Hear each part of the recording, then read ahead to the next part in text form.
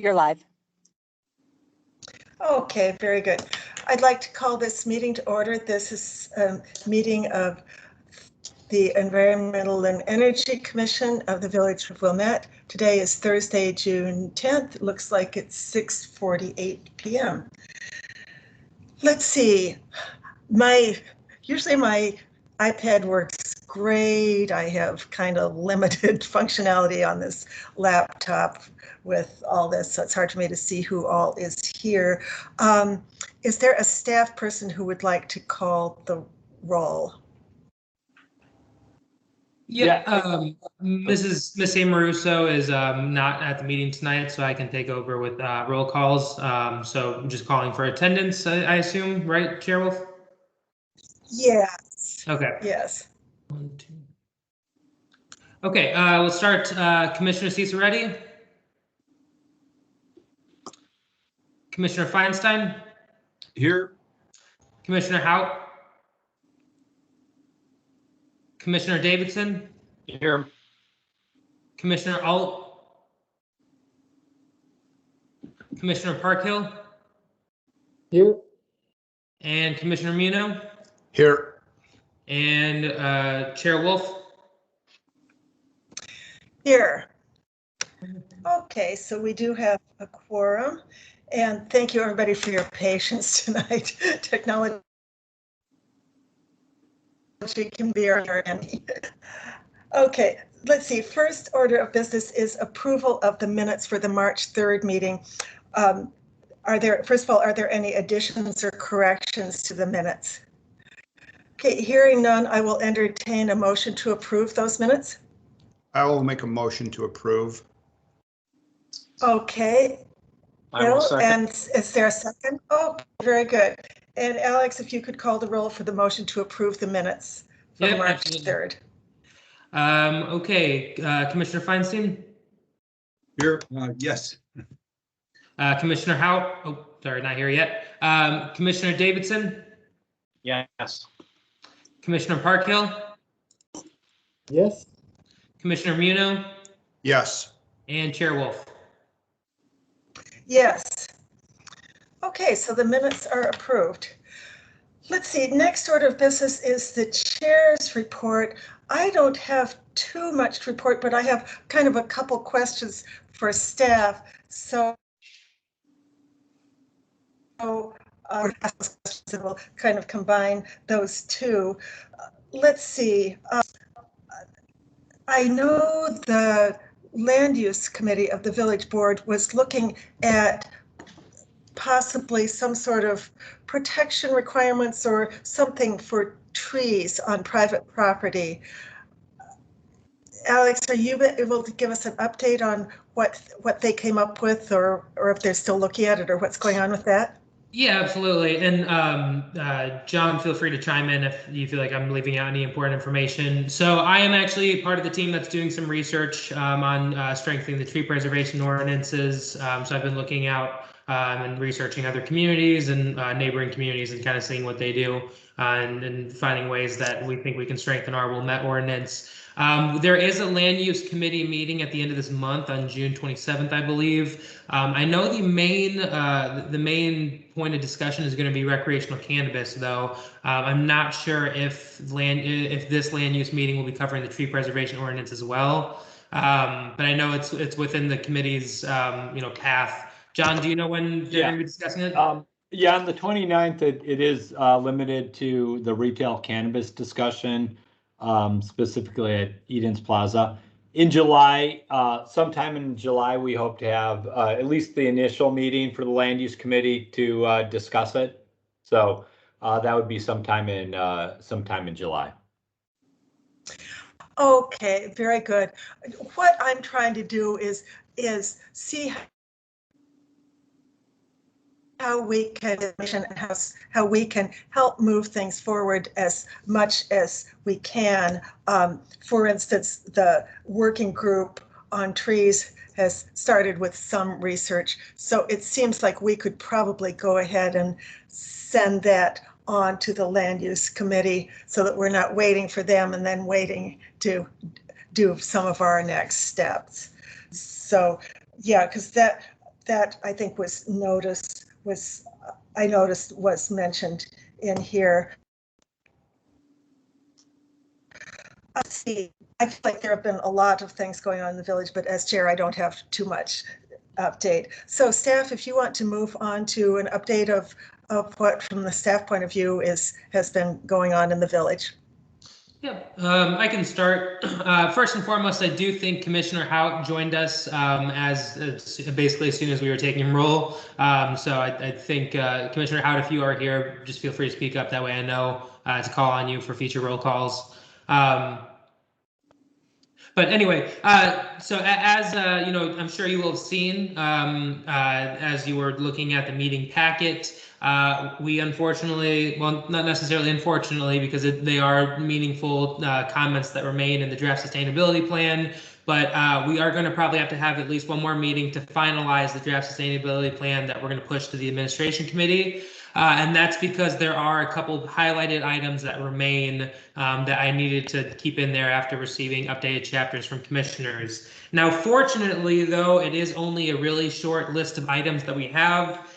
In general, there's only 4 comments that remain in the draft sustainability plan, all 65 pages. And then just a couple of questions that I'll need to ask for clarification regarding references, but I can wait until we get into the discussion of the draft sustainability plan. But really, I think we are right there.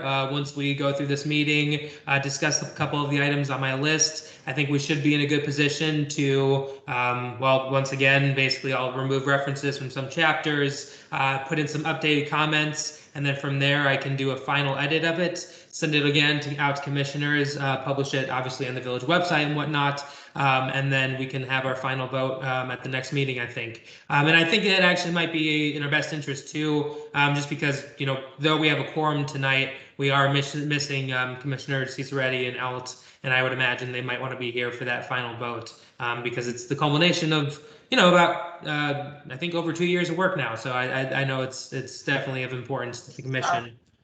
And then other than that, that's really all I have for now. I kind of assumed going into this meeting that the draft sustainability plan would be our main focus, just kind of tightening these last couple of bolts at this meeting. And then our next meeting, I think we might want to start looking more, you know, in addition to taking a final vote on the sustainability plan, I think we can then start to kind of chart out what we want our working groups to be working on. I assume when that meeting date rolls around, we'll be closer to knowing kind of what the land use committee is doing or how, yeah, I guess kind of what direction we're willing to take some things. So that's kind of all I have. I know John, I think, had an update as well.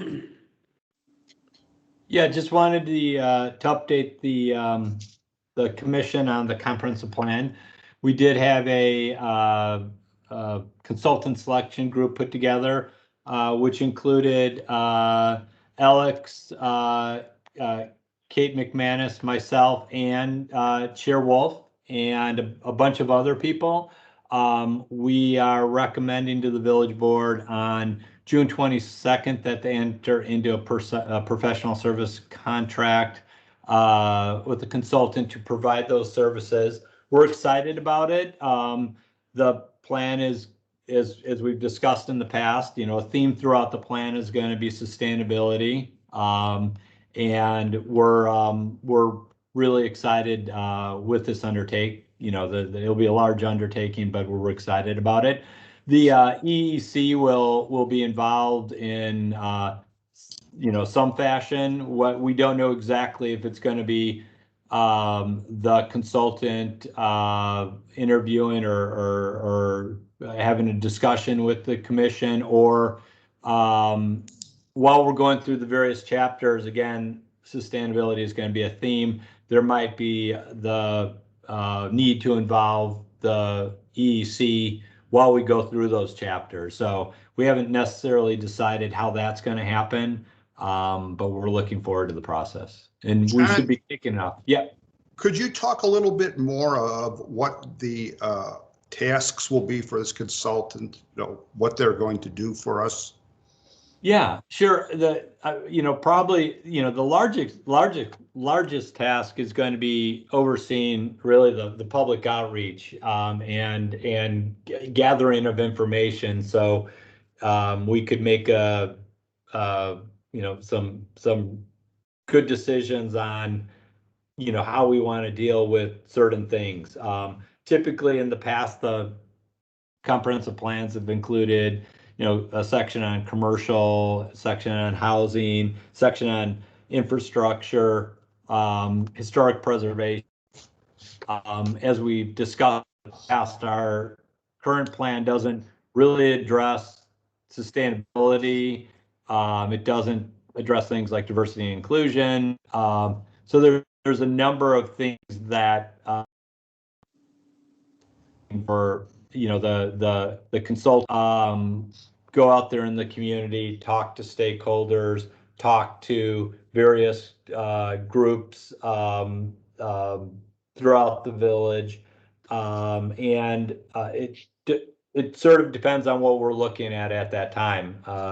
Again, we know that housing is going to be our current chapter in the comprehensive plan for housing needs to be updated. There's a lot of things in that section that no longer are necessarily applicable, and there's there's things that we're going to want to address there.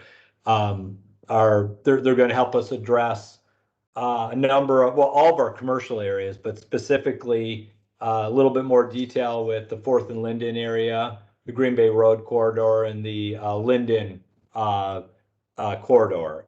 Those are some of our neighborhood commercial districts, which have seen change because we've lost a lot of retail and uses out of those, and they've turned more service oriented. And they're going to help us look at those, get input from the community, get understanding of what's realistic, and how we try to make what's realistic economically with what the community wants, make those overlap, and hopefully come up with goals and policies to get us there.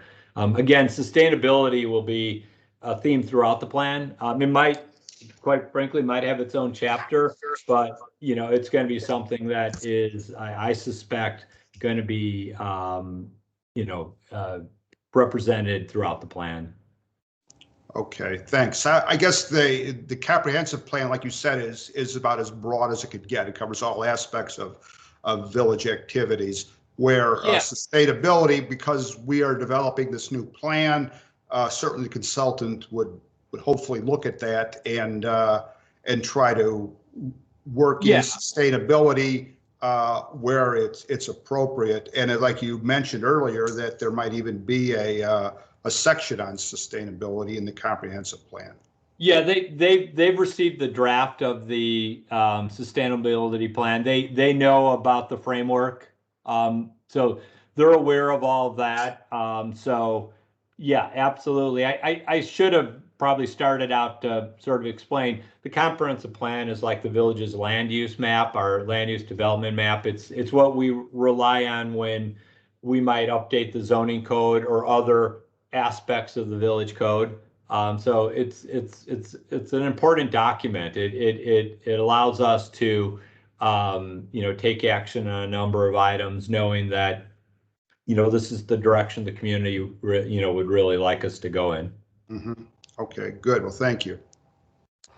And I just wanted to mention, having been fortunate to sit in on the committee that interviewed these people, which was very interesting. One thing they are looking at is housing and housing inventory and that sort of thing, which one thing I was doing as I was reading through this in preparation for the meeting was kind of making some notes of some areas where either we could already update information, or the one that really struck me was section 8.4.2, where we're talking about housing as a sustainability feature and maintaining housing rather than tearing down, and finding the housing that's really going to suit the community. And that, I think, is one of the things that will definitely be addressed in the comprehensive plan. So by having some sustainability goals first, and then they'll look at that, I think it will help them, and it'll help the village as a whole to move forward with that. Okay, let's see. I would like to move on to a few things that I noticed that I thought we could just discuss and sort of finalize. First of all, I I apologize. I did not realize I hadn't done my footnotes, but I will do them soon. And maybe if all the rest of us who have outstanding footnotes could just finish those up. I know Arthur had said he thought it would take about an hour. I will chime in here. So I was looking at the email that I sent out regarding finalization guidelines, and I remember I did put, if you could use specific references, that'd be great. But I also did encourage, like, if you've been using a general reference and you really want to list it, feel free. So I think, like, for instance, Chapter 10, the references on Chapter 10 on Commissioner Munoz chapter are really short. It's basically just saying, like, hey, if you want to see a history of this topic within the village, look at this link, which I think that can definitely remain. But then there are some other chapters that have long specific citation lists. So if we want something short to remain, I think that might be ideal. But then the specific citations, if we could just embed that with references, that'd be great.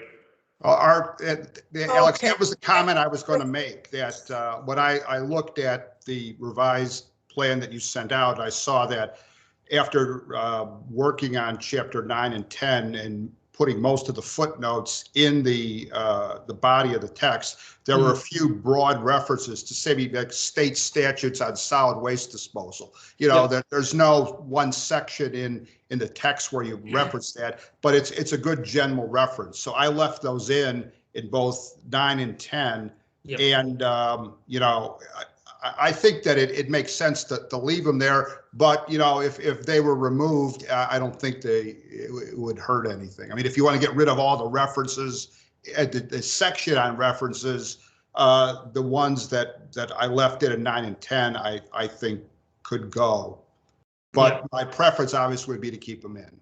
And I'm sorry to interrupt you, Chair Wolf, but no, Commissioner Muno, I completely agree. I think it is worth it to leave those short references. And that's when I was talking about during staff comments. I was basically just going to ask you guys if you wanted to leave references as is. That's totally fine. I just basically needed to know, that way I can remove that staff comment and it'll be part of the final draft. So that sounds good to me, Commissioner Muno. So for Chapter 10. Yes. Regarding the references in Chapter 9 at the end, there are two sentences in the earlier part of the chapter where those references could fit exactly. I could do it or show you where they belong. Well, Arthur, if you'd like to do that, by all means, do it. Let's get it back to Alex, and then we could eliminate all the references at the end of Chapter 9. Yeah. So if you're willing to do that, that would be great. Yeah, the only question is, if I insert it earlier, will the numerics change automatically, or am I going to have to up everything by 3? It'll change automatically. In a Word document, they're supposed to update. Yeah, it will. Okay.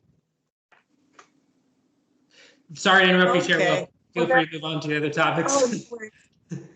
No worries. Okay, so if we can all just make a quick pass through our just finalize any of those things and get them back to Alex shortly, that would be great. Then I'd like to go through a few things that I noticed that I think we could maybe discuss and kind of reach a consensus on. Let's see if I can get these in order.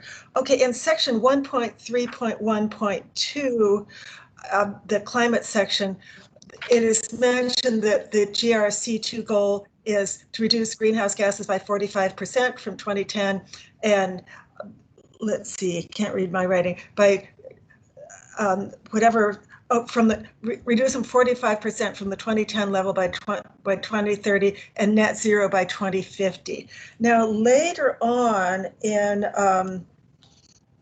let's see, in section 3.4.2, it is mentioned that we need to discuss a goal. I would be in favor of, in that section, since we've already mentioned it in climate, just mentioning that that is our goal. good. Makes sense. Okay, and it seems to me, especially since that's the GRC2 goal, we'll just adopt that and just that'll have consistency. Sure. Well, Another one I had noted, yeah. Can you read off the portion of chapter 1? It was 1.3. Sure. 1.3.1.2. Got it. Yeah. So that I think can just pop in there. Sure. Well, And then let's, sure. This is going to be a comment on your suggestion, but it's perhaps a broader comment. And that is, as I read through the chapters, there were a number of recommendations that were common to all of the chapters.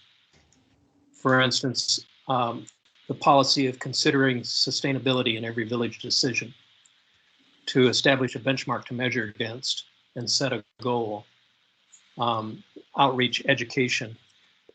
At any rate, there were a number of common recommendations. And I'm wondering whether it would be helpful for this document as something that would be helpful to whoever's reading it and the board, if we took some of those common recommendations and put them in the front of not make them a part of every chapter, but have a general common recommendations. For instance, everybody wants to get somebody to establish how we measure this stuff. Almost everybody mentions it. Well, do we need to mention it 9 times or should we mention it once? At any rate, I know that kind of upsets maybe the way we've drafted this thing, but I wonder whether it would make it easier to understand and read if we had common recommendations and then chapter recommendations. Possibly, and maybe Bill or somebody who's really familiar with GRC2 could advise us. We're trying to stick to the GRC2 framework, which has the different sections. It's possible we could have.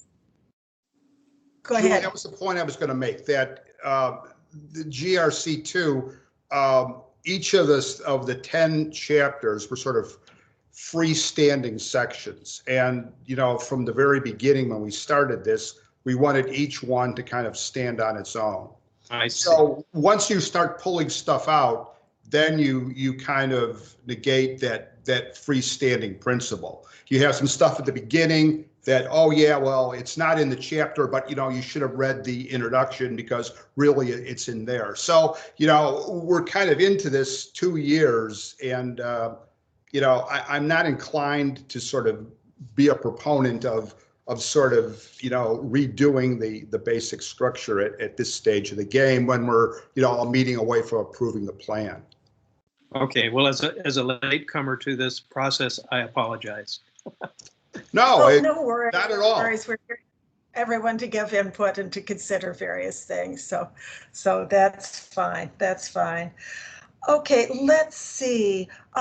Section 2.4.3 is another one I noticed. In economic development, it's discussing increased oversight of trees on private property. And we now have the update on what's going on with the land use committee. So if something significant or substantive comes out of that, it might affect this. But otherwise, I just noted that this was a place where that was mentioned. So we can just keep an eye on that. Section 3.4.1, it's talking about data from 2018. And I'm thinking, and let me see what that data is, but I'm thinking we should maybe make that 2021 since that's where we are now. Mm-hmm. I think that was just a remnant of an earlier draft. So that should be simple enough.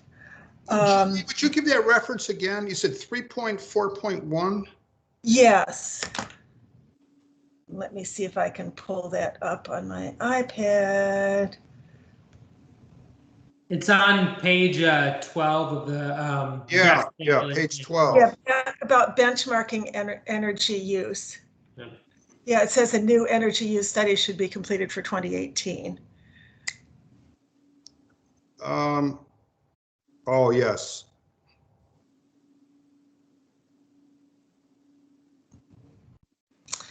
And I noticed one of the recommendations was to have like an energy coordination. And what I was thinking as I read through this, and this would tie back to what you were saying, Bruce, just to me, it wouldn't be that hard to kind of go through the document, pull up, measure this, track this, and that starts to become a job description for that person or some tasks for that person. So let's see, is everybody in agreement of just changing 2018 to 2021 there? Sure. Well, that should be, there's 2 references to 2021 in that section. I think they both should change. Okay, okay, good. Yeah.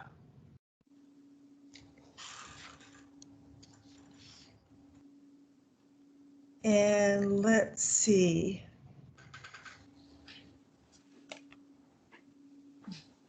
Let's see, I think that's all I had there. Section 4, we already talked.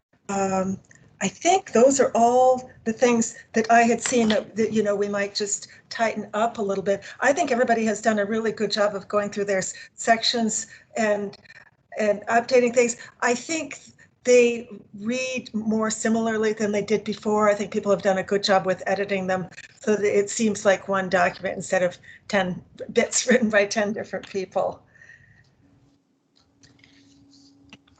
And I don't know if there's anything else that any of you had noted. Yeah, I have something that I was a little bit confused by. I thought that we had discussed, I know we had discussed several times, doing something about fire pits, and I assume that would be in chapter 1. And my impression was people were on board with that, but maybe not. At the very minimum, I think we should recommend to have an ordinance that prohibits burning of wood unless it's somehow smoke-free or something like that, as a minimum.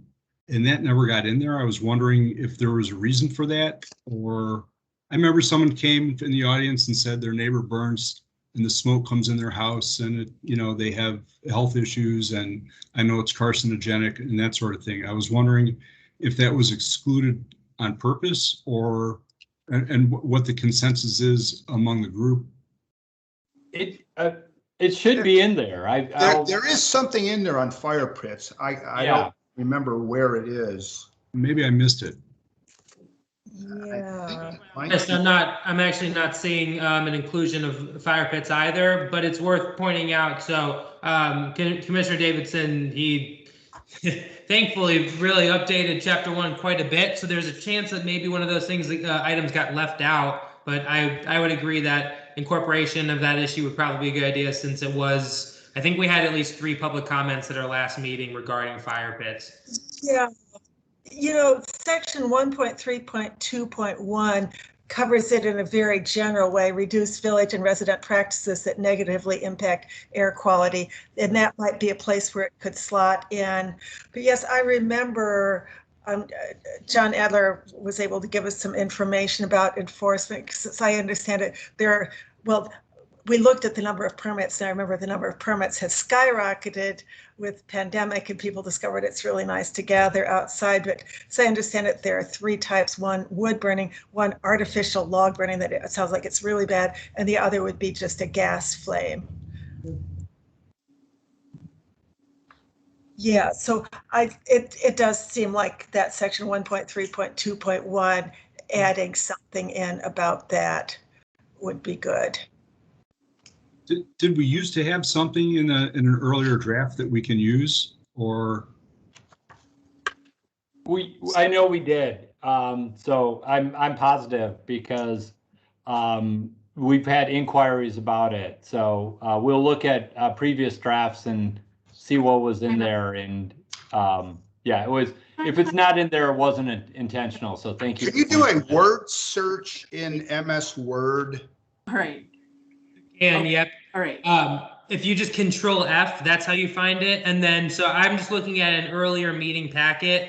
And yeah, we did have in chapter 1, prior to being updated, there was a note saying under 1.4.21 of that plan, ban or limit outdoor fire pits, especially those that burn wood. So if preferred, what I could do is just basically copy and put it underneath the section that Julie or that Chair Wolf had highlighted earlier. Yeah, I think that's a good idea. Thank you. Everybody that? The only thing I would clarify, I think, is when looking at those sorts of things, we were putting it in the form of review. Yep. Instead of ban, because I think it's something that's large enough that the community needs to provide input on. But obviously, it like looking at the tree preservation ordinance, we want to look at that section of the ordinance and most likely amend it. You know, another thing I intended to kind of keep my eye out for, and I didn't as much as I wish I had, but I know one thing that the village is working on monitoring and trying to improve is use of electric rather than gas-powered lawn care equipment. That's an ongoing project. I know the Park District has acquired some new electric equipment, and I know the village is monitoring the gas-powered leaf blowers. That has become a hot issue. Some other neighboring communities are working with that, and I believe, Alex or John, correct me if this is incomplete, but I believe the plan is to look at how enforcement goes and just keep tabs on it, see if there's anything else we want to recommend legislation-wise. Yeah, I think I could give a brief update. We've issued, I think, more than 20 tickets in the last 3 weeks, and we've actually gotten a number of emails and actually a comment at written comment at one of the village board meetings, being thankful for the increased enforcement, because a number of people have seen the use of the gasoline powered leaf blowers, the use start going down. So we're going to keep that up through the summer, and then we will revisit after that enforcement period's done. That's great. Going back to the fire pit, I think that is an issue where it definitely ought to be worded as a suggestion to review, as opposed to a definite, because I believe there are a lot of people out there who are enjoying those, and we could be running into a firestorm here. Exactly. But, I think if people know, just like with the lawn care, if people know that there are safer ways to do their lawn care that will be better for particulate matter and pollution and all that, they can do that. And same with the fire pits, if they know that if they choose, I think the gas flame is probably the cleanest. If they know that if they choose that instead of the ones that my son used in Chicago, which are probably the worst, the ones that have all kinds of artificial things in them. But so if we can help people make cleaner choices on those things. Let's see, one other kind of general comment I had in section 9. I think it does a good job of looking at solid waste and all that, and it mentions with the yard waste that people can do food composting. We use collective resource, which is absolutely wonderful. They will take anything, they just come and pick it up. They also can work with municipalities, businesses, restaurants, things like that.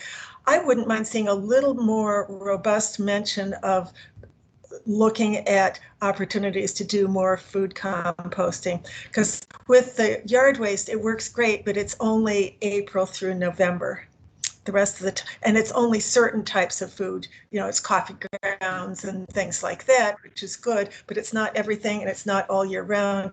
And I don't know that the restaurants are really doing it. So just the whole idea of food waste composting, I would really be interested in seeing a mention of that in there. Any other thoughts about that?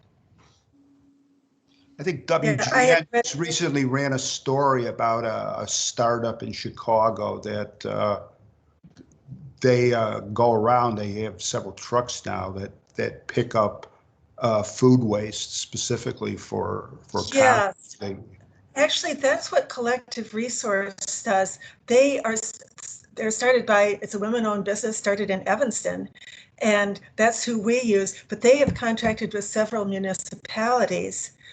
And I know our solid waste contract is up for review not too far in the future, but the whole idea of, if I had read somewhere some astronomical figure on the amount of methane that comes from food waste decomposing.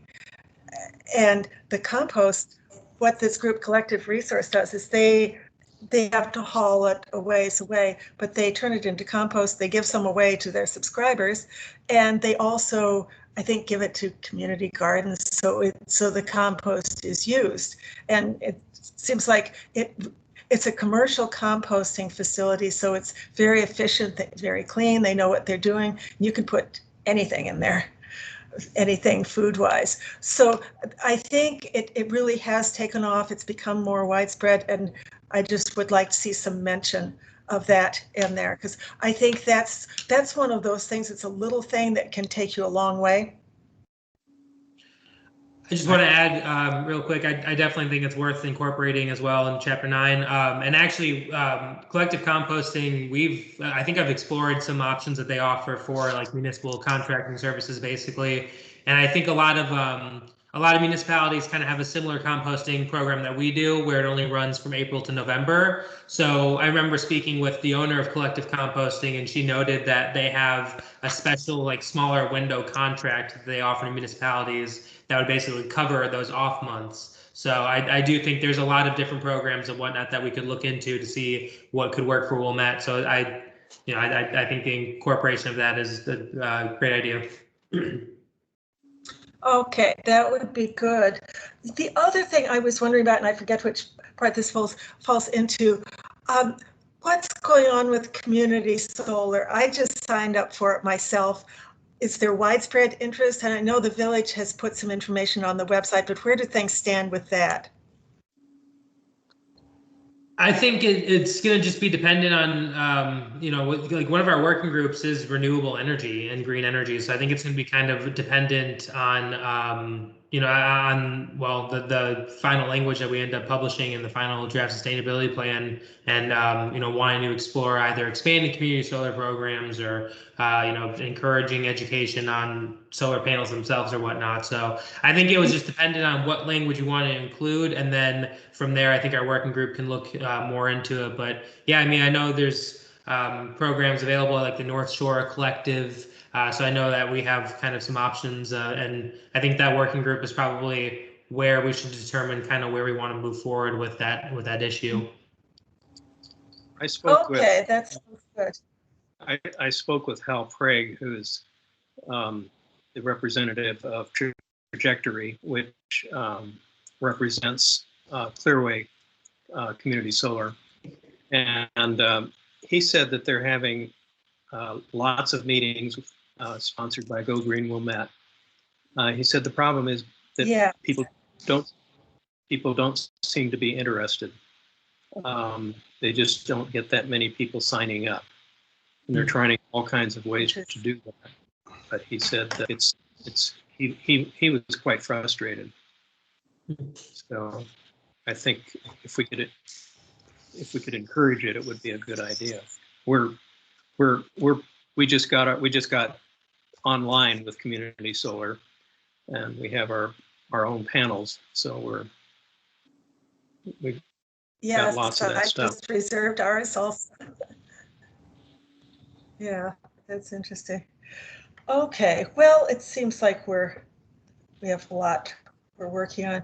Let's see. Another thing I wanted to ask you quickly, quickly, Alex, I think this will be our last remote meeting because the village's plan is for all meetings to be in person starting tomorrow, I think. So Yep. we will not have our connectivity problems next time. Nope. Now back to being in person. Yep. Yeah. Exciting stuff. Okay, that's good. That is all I really had. I feel like we really have covered a lot of territory as far as just tightening things up, finalizing things. Arthur, did you have a comment or question? Yes, regarding the end of the remote meetings. Is that a strict prohibition against using remote, or is it the option of the chairperson? I can look more Question directed to Chair Wolf. Go ahead, Chair Wolf. Did the village board prohibit future meetings on a medium such as this? Or is it the option of the chairperson, yourself, Julie, to determine whether a short meeting could be held conveniently in this fashion?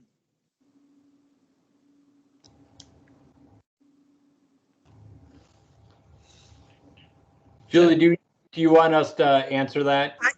I don't Right. If Arthur, if it's okay if staff answers that. really know. That's my understanding that the intention of the village is for meetings to be in person. Right, and there's a chance that if you have a consultant that needs to participate, that consultant could present to you remotely, but we have to meet in person. The village would have to, I believe, change our meeting policy to allow, say, a member to participate remotely. I don't believe after the governor's order is lifted that we will even be allowed to have these sorts of completely virtual meetings. I don't think it will be allowed unless something changes. And even then, the village would have to adopt a policy saying that we're going to allow it. So the short answer is no. We're going to meet in person at the next meeting. Okay, thank you. That's very helpful. And let me ask my other quick question. I know for tonight's meeting, we actually had the option of meeting in person or remotely, but there was something about masks and all this. And I thought, this is short notice. Let's, for this one, just make it remote since it's just before it changes. But when we do meet in person, what are the mask regulations? And if we don't know yet, we can let people know. It's my understanding, right. As it stands right now, if you're somebody who hasn't been vaccinated and you're attending the meeting, you should wear a mask and you should be socially distanced 6 feet away. Now, we know that there's new orders coming out, governor's orders coming out tomorrow. That may change. But so if somebody hasn't been vaccinated, they're supposed to wear a mask and be socially distanced 6 feet. If you've been vaccinated, there aren't those limitations. Okay, and since it is, as you mentioned, it is constantly changing through the governor's office and CDC and who knows what else, I think if we could just count on staff to let us know when the meeting is coming up, what we're supposed to be doing as far as masks, I think we should be just fine. Absolutely. Yeah. Okay, that sounds good. Let's see. That really covers everything I had in mind. I think we have covered some good ground here. And again, I think as we were discussing earlier, I think that the changes that we just went through are quite minor. I'm assuming we can do those very quickly and hopefully be able to meet again very soon, because I think we have some good momentum and we can keep moving forward with this. Okay, if there are no other comments, I think we would be ready for public comment. I have some comments on the draft sustainability plan. Chair Wolf, is that okay if somebody else makes comments on it? Absolutely. In land 4.4.1 dash 16 recommends that we remove neat and orderly Who is from the speaking? ordinance. This is Bruce Davidson. Can you Okay, see me? gotcha. I can hear and see you. Yeah. Okay. I'm wondering whether we might replace neat and orderly with something like intentional. Just having people have a weedy bunch of plants in their front yard, I don't think is something that we as a village, at least I as a village resident, want to encourage. I've talked to people who have native plants in their front yard, and they put a lot of work and attention in it and a lot of design, and they talk about how hard work it is to put that together. So I don't know that we want to be real casual about it. I think we want to distinguish between weeds and native plants. So that would be a comment on that section. In land 4.4. You know, the other thing is I think the whole aesthetic is a little different. You know, the traditional aesthetic of a closely mowed green lawn, that's it. Whereas the native plants just look a little different. I'm fully aware of that. And if you look at our front yard, we do not have any mowed green grass. But what we have is very intentional, as opposed to just letting things grow. And I've talked to Karen Gunnemeyer, and her front yard is a designed front yard, a designed native plants. Yeah, she has a wonderful front yard. Yeah, and it looks like she's doing it on purpose. So that's the kind of thing that I think somehow we could get into that, weave that in. This is probably a little bit humorous, but in land 4.4.3, we talk about egg-laying hens. And I'm remembering when I was in 3rd grade, I had a bunch of chickens. And I went to school to the show and tell and told my classmates that I had a hen who was crowing. And everybody thought that was funny, but I'm not sure our neighbors. Anyhow, I don't know that we want to get that in there, but I just thought I would pull that out. The other one that's is to me a very complicated issue is purchasing renewable energy credits. We have a solar installation on our house, and I have received renewable energy credits for having installed that. And those renewable energy credits have been sold by a broker, and I've gotten paid from those. However, renewable energy credits, when somebody buys them, is not the use of renewable energy. It's the use of the idea of it. When I send my solar energy into the ComEd system, it gets used by somebody. And that renewable energy credit, if you read the wording, what it says is that it is the non-energy aspects of the solar production. What it is, as I understand it, is an incentive for people like me to put solar on our roof. I get paid more. Yeah, I think that's a very good description. And people like ComEd have to buy renewable energy credits because they can use, by statute, they're allowed to use the renewable energy credit toward their requirement that they have 20% renewable energy. And people like Microsoft and others buy those renewable energy credits because they can say they have a net zero footprint.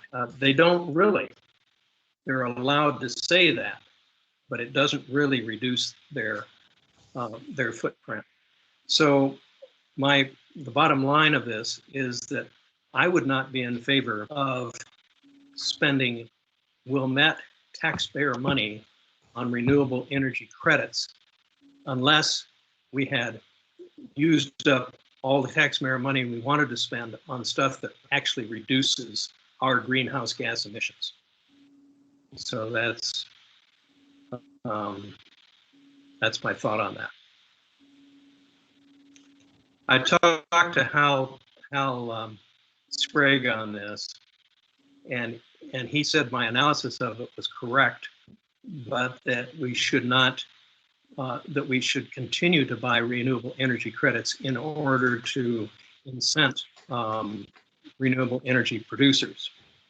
And I think that's fine, except that I don't know, as long as we have money, taxpayer money that we can spend on directly reducing our greenhouse gas emissions, as opposed to this kind of fabrication, I think we ought to do it that way.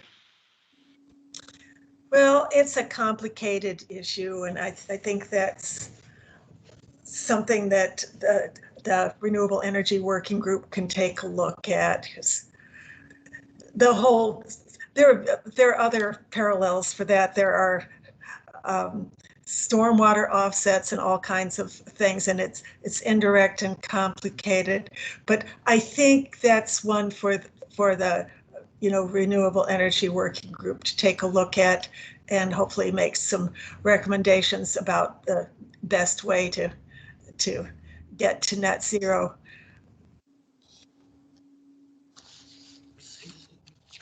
Let's see, any other comments? Anything? Comment out there.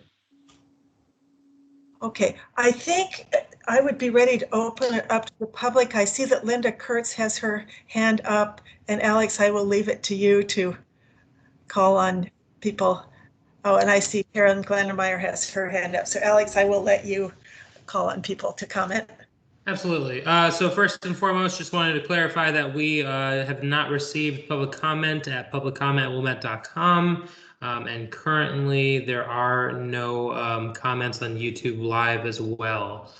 So that being said, I'm just going to call, I believe it was Linda that had the emoji raised first. So Linda, for public comment, the floor is yours.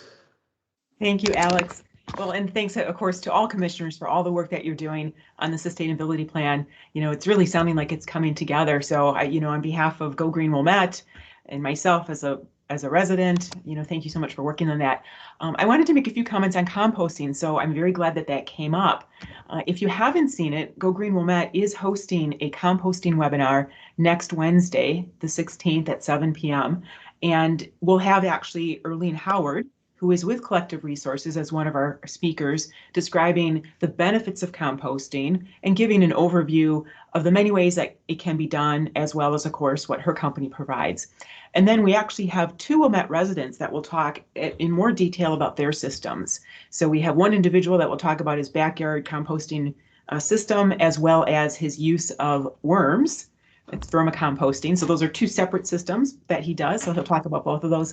And then we'll have someone in a multi-unit building talking about how she and her building use collective resources. But so tune into that if you can. It's goinggreenmatters.org is where you can find the link to sign up for that. The other thing I want to mention about composting is to, to Julie's point, really look at that section, because what we're finding is that we're really not incentivizing the right behavior from a resident standpoint. It's actually cheaper to just continue to throw your kitchen scraps into your regular garbage, right? It costs a little bit more. If you're going to use the yard waste program, right, you've got to buy a sticker. If you're going to use collective resources, you have to pay for that. So what I would suggest or hope that you can do in that section is to, write some recommendations that the village look at alternative fee structures for the management of waste, right? To encourage people to do the right thing as opposed to the easy or cheap thing, if you will. Right now everyone sort of pays the same rate, more or less, regardless of actually how much they generate. Highland Park, for instance, I know does a different model. They actually charge by the, I think it's either by the weight or the size of the toter. So, there are alternatives that are out there right now. So that would be my recommendation. And the end of my comments. Thank you. Thank you very much, Linda. And then actually, I obviously we've been in contact about the webinar regarding composting. So I have the access information for the meeting. So I'll just forward along to all commissioners within the Environmental and Energy Commission in case anyone is interested in attending.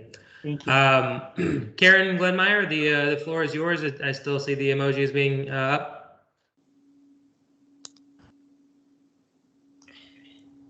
Can folks hear me? Yep. Yes. Great. Hi, everybody, and I'll echo Linda in saying thank you so much for all your work. It's so exciting to think that at the next meeting we'll be voting on a sustainability plan. So many thanks to everybody. I just would love to urge that meeting to happen as soon as possible. This is my first comment, and I'm sure you all agree. And then just to briefly, Bruce, hi Bruce. I did a lot of research into the REC issue, and that research is appended on the sustainability plan. And I know that the role of the EEC subgroup now is to really dive into that issue and make sure that they're providing the village board with, a full understanding of what RECs do and do not accomplish. But my understanding is that they basically are the flip side of a carbon tax. So you're using an incentive instead of a tax to encourage to encourage the industry as a whole to go renewable, which is what matters for climate change. But the details do matter because, as you say, there is a state mandated sort of number of RECs that the state already has to do. And so I know that one thing that municipalities have to look out for is to make sure that whatever agreement we get, if we do that, it's mandating RECs above and beyond what's already required by the state. So it's definitely a complicated issue, but my understanding is it is one of the best tools out there for municipalities to make a really big impact on the market as a whole. So I hope that the EEC continues to look into it. And I guess I don't have any other comments. Thanks, everybody. Well, just to follow up on Karen's point, Karen, myself, and April are working on the alternate energy recommendations, and certainly we will take Bruce's concerns along with Karen's research into the issue of what's the appropriate role for renewable energy credits. So your comments have not fallen on deaf ears, Bruce. We will pursue those.